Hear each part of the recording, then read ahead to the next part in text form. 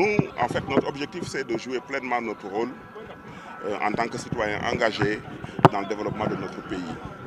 Nous sommes dans un État organisé avec un chef de l'État qui a une vision d'avoir un Sénégal vert. Et nous pensons que le Sénégal vert, c'est tous les territoires du Sénégal qui sont verts. Donc nous voulons vraiment initier cela au niveau de Taïba Ndiaye, mettre vraiment un reboisement de qualité qui intéresse aussi les populations, penser aussi au plan de suivi, à la sauvegarde aussi des arbustes. Alors au total, 300 cocotiers que nous avons mis en place pour la première phase. La première phase concerne 5 villages des 35, donc les 5 villages qui sont Taïba Ndiaye, Taïba Khab, DAF 1, DAF 2, Ndoyen. Donc les 300 premiers concernent ces 5 villages. Mais les autres phases, il y a 4 phases à dérouler. Donc bien évidemment, donc les autres villages aussi seront servis. Donc l'objectif aujourd'hui qui est visé, c'est de participer dans le cadre du MDS, un mouvement politique que nous avons créé, Mouvement pour le développement et la solidarité, qui est un instrument pour participer au développement du Sénégal. Donc notre objectif, c'est de participer activement à cela. Donc vous savez, nous sommes un État organisé.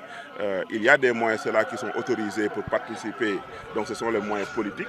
Donc être, on va dire, un homme politique, participer aux élections, être élu, bien évidemment, et avoir la possibilité d'appliquer ce que l'on pense être utile pour le pays.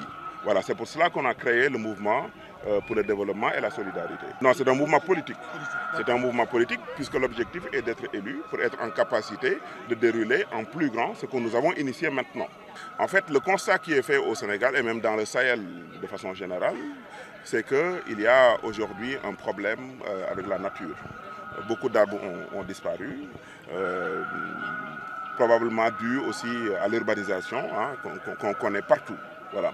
Donc aujourd'hui, l'enjeu pour nous, l'enjeu pour les populations, c'est de faire revenir un écosystème viable. Voilà. Donc nous allons le faire, pas de façon isolée, nous allons le faire en l'inscrivant, bien sûr, sur la vision et sur les instructions du chef de l'État pour avoir un Sénégal harmonieux, un Sénégal où partout est vert. Voilà. Au total, nous avons travaillé sur 4 phases, dont voici la première.